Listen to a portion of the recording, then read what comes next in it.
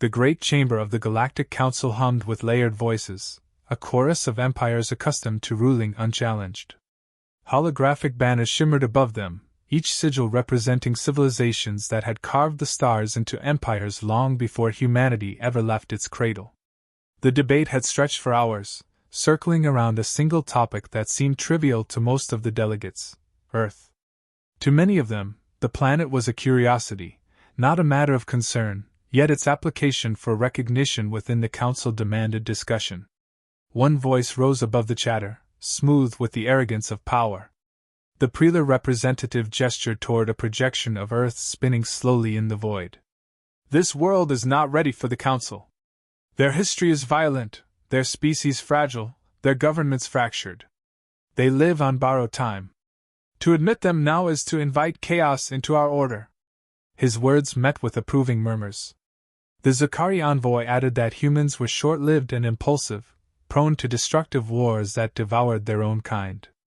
If anything, she said with a dismissive curl of her mandibles, Earth is ideal as a proving ground for younger civilizations. A place where true species may cut their teeth on a primitive world that thinks too highly of itself. The proposal gained traction quickly. Empire after empire voiced agreement. Why not use Earth as a testbed for cadet fleets? Why not make it a battlefield where aspiring commanders could cut down a species that mistook its clever tools for true advancement? They had no interstellar navy worth mentioning, no unified strategy, no long heritage in the stars. By every metric the Council relied upon, humanity was unworthy of respect. In the midst of this storm of condescension, the human envoy sat silently. He was a lean figure in a plain suit, no ornate robes or crests, no genetic augmentations gleaming beneath his skin. When he finally spoke, his voice was quiet but steady. You believe Earth is weak. You believe we are beginners. That is your assumption, and you may hold it if you wish. But assumptions are dangerous. He paused, meeting the eyes, or their equivalents, of each delegate that dared look his way. We are not asking for your recognition. We came to listen, to learn what you think of us. What we learn here today will be remembered. The response was laughter, harsh and echoing, reverberating off the ancient stone of the chamber.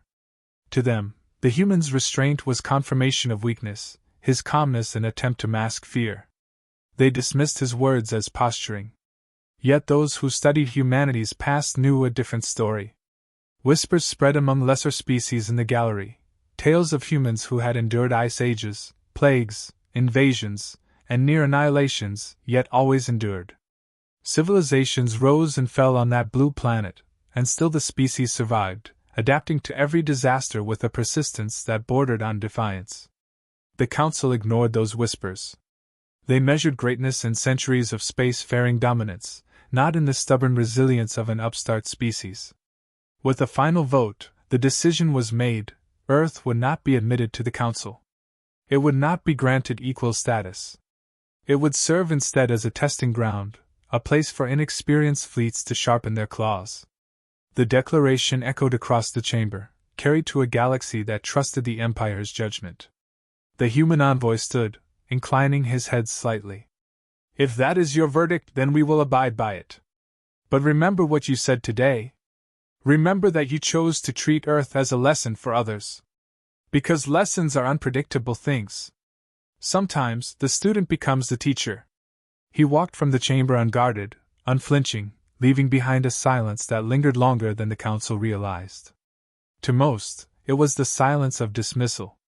To a few, it was something else, the silence before a storm that no one had yet seen on the horizon. The decision of the Council traveled swiftly, carried by networks of influence that reached every corner of the galaxy.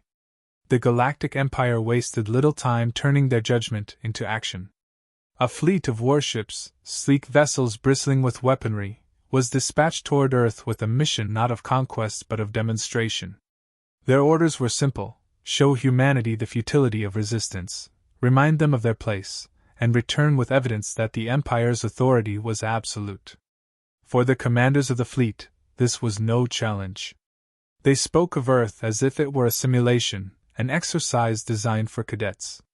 The planet had no planetary shield arrays, no interstellar fleet of note, no network of colonies to provide reinforcements. By every calculation, victory would be achieved in hours. Some officers even mocked the assignment, calling it an insult to their time. They prepared their ships for what they believed would be an effortless display of superiority. On Earth, the message was received with a gravity that the aliens did not anticipate. Governments that often argued bitterly found themselves aligning in urgency. A state of global emergency was declared, militaries mobilized, scientists pulled from laboratories and set to work on defensive projects. Intelligence networks connected across old rivalries, and nations accustomed to suspicion traded data openly, knowing that survival outweighed politics. What the Empire mistook for weakness, human disunity, revealed itself as something different under pressure. Humanity was accustomed to crisis. They had faced wars that spanned continents, disasters that reshaped their world, enemies both within and without. They were chaotic, yes, but within that chaos lay a peculiar strength, the ability to adapt faster than any calculation allowed. When the alien fleet arrived, their first act was intimidation. They performed drills in orbit, letting their cannons light the sky, broadcasting messages of dominance across every frequency. They promised mercy if surrender was immediate, destruction if it was not. Humanity's answer was silence, followed by the movement of submarines into deep oceans, aircraft dispersing into hidden bases, satellites reoriented to watch and listen.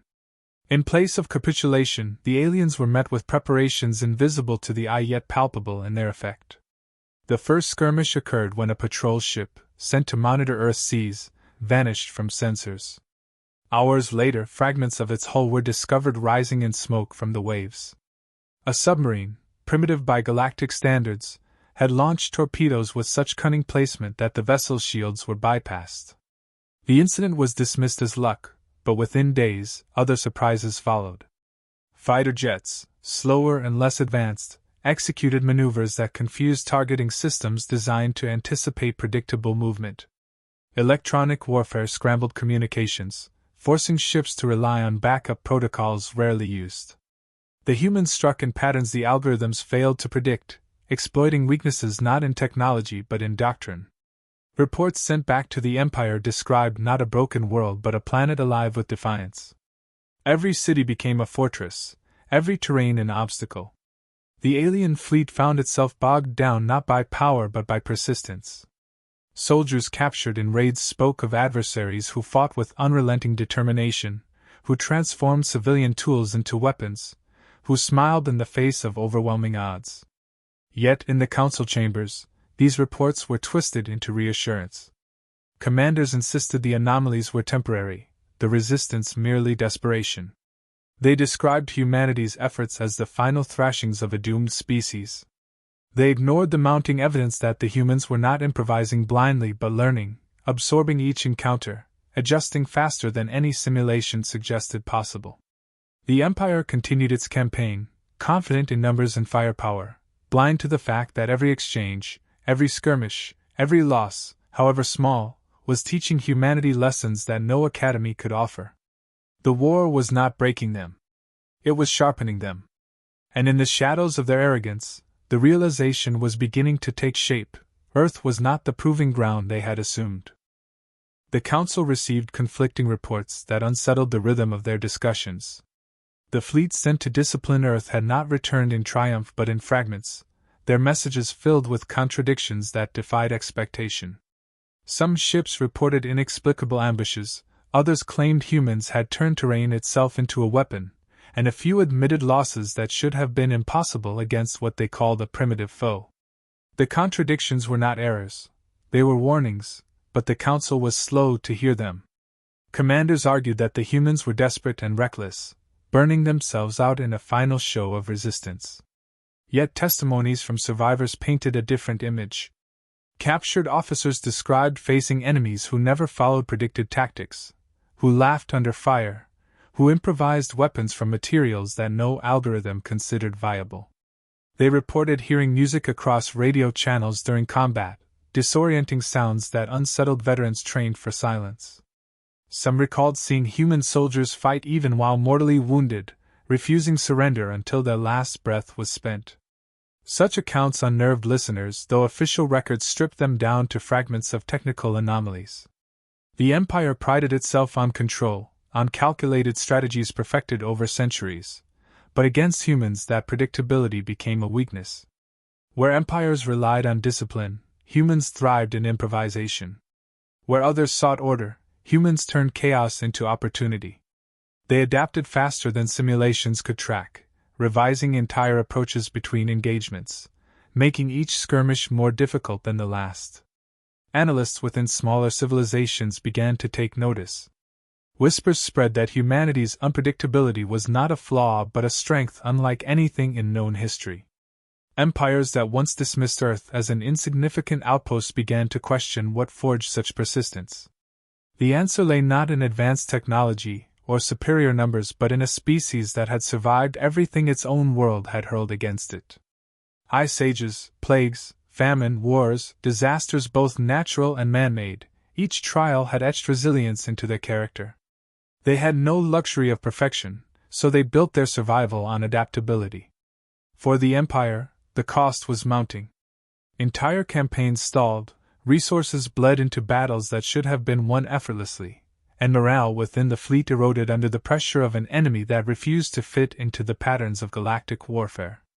Officers who had once mocked the assignment now found themselves unnerved, struggling to explain how advanced weapons fell to unconventional assaults.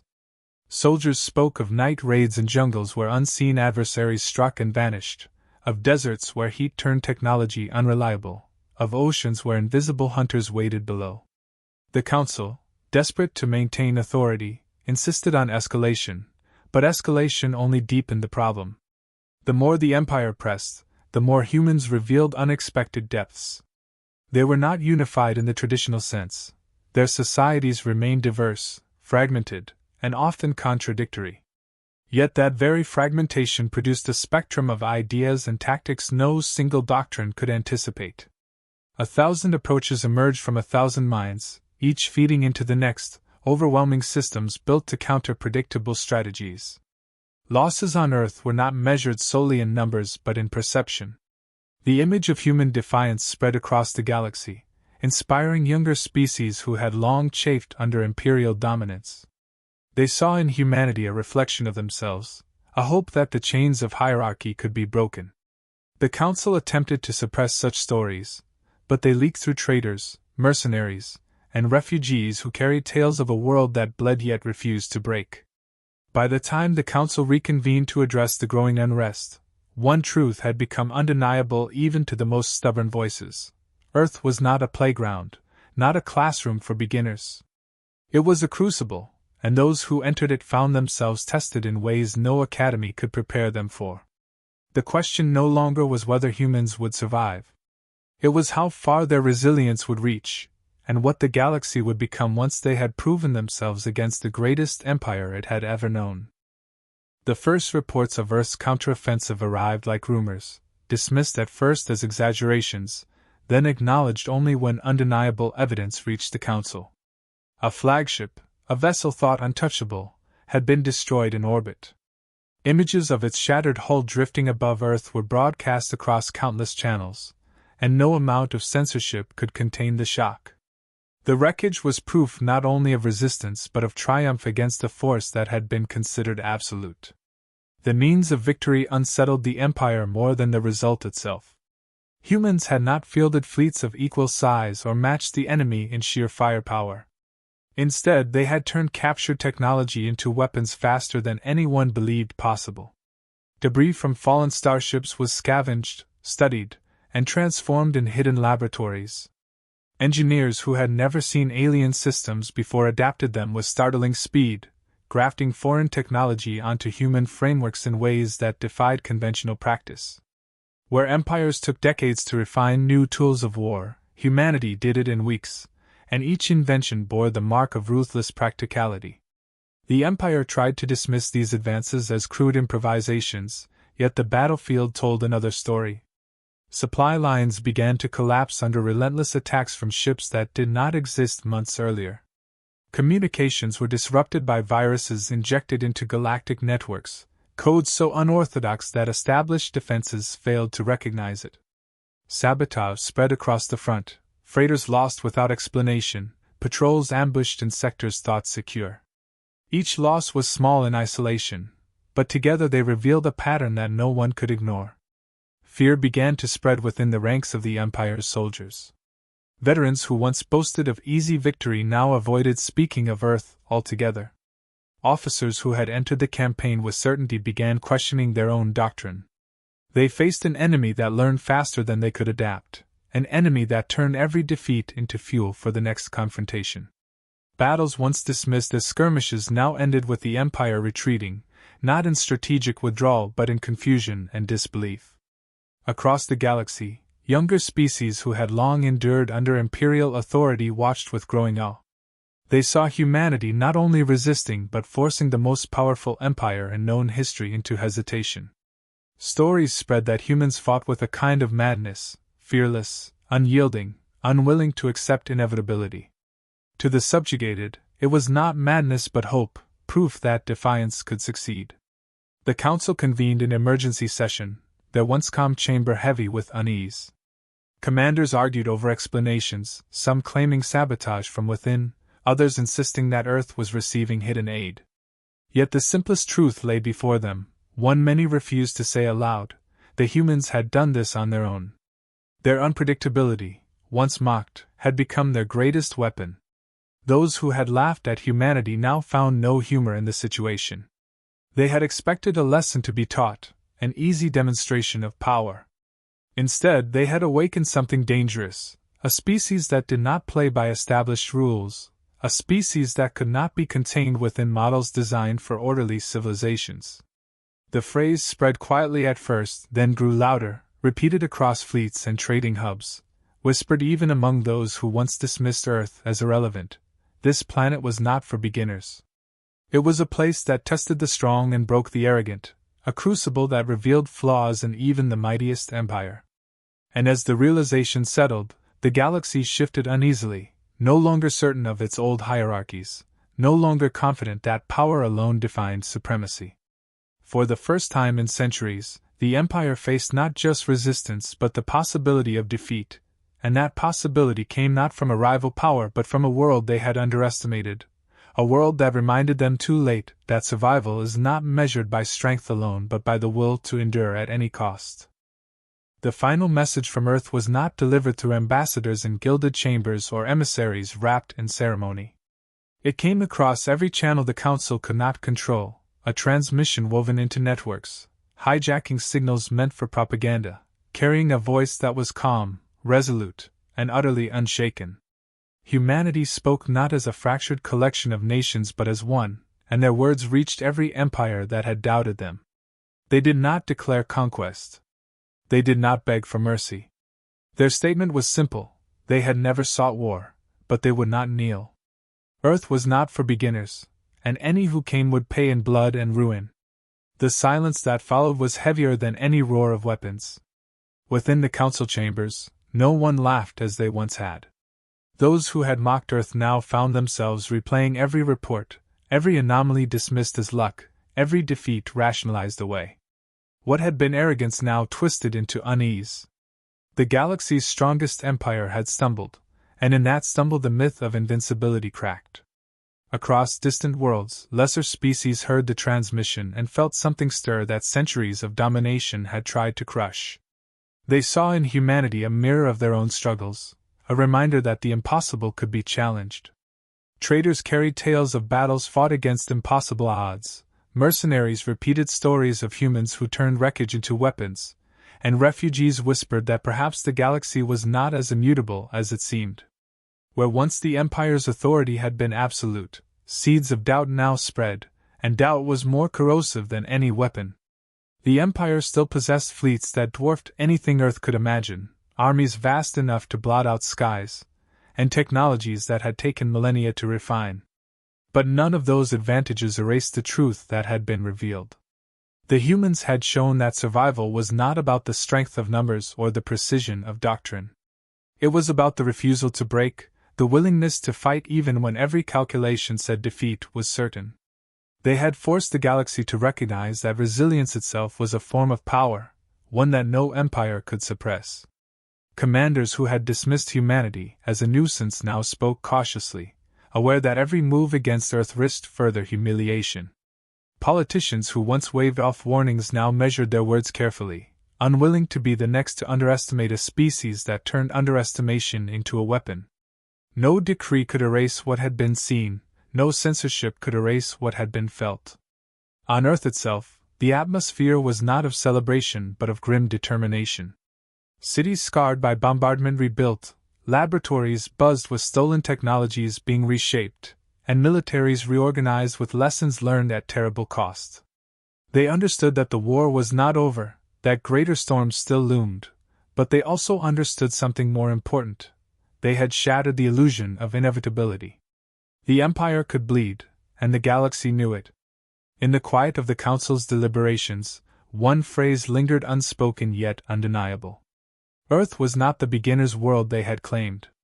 It was a crucible, a place that devoured arrogance, and returned only those willing to adapt, endure, and fight without end. To invade such a place was not to claim easy victory but to risk destruction at the hands of a people who refused surrender. When the transmission ended, the galaxy was no longer the same. The old hierarchies remained on paper, but in the minds of billions, something had shifted irrevocably. Humanity had announced its presence not with grandeur or conquest but with survival, and survival was a message more powerful than any fleet. The lesson was clear, and it echoed in every corridor of power. This planet was not for beginners, and those who forgot that truth would be reminded, again and again, until the galaxy learned to fear the name of Earth.